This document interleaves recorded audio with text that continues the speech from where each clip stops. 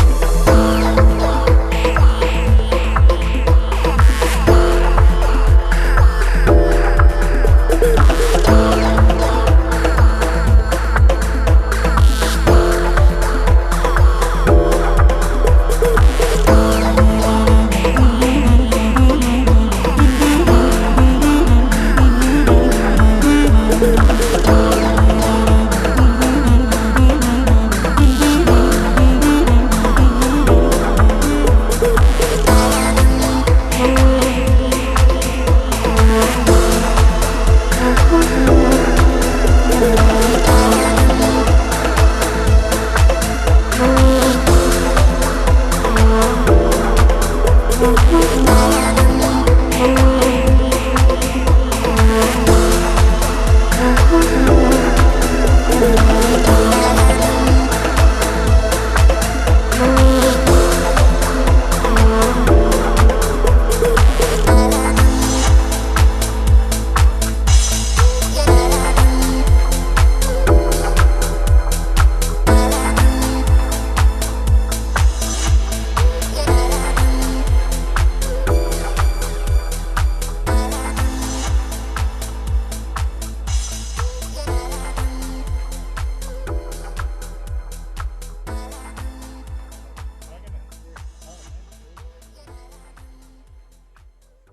vući, nemojte vući.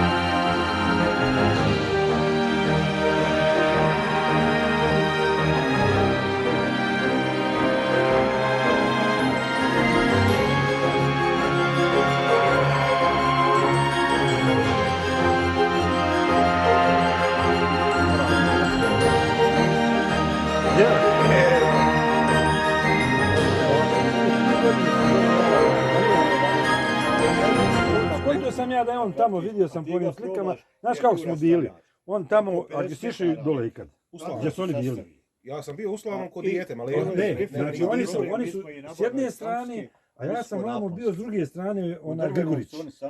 I to je onaj, tačno jedno preko puta drugog, zaliv slano dođe između nas.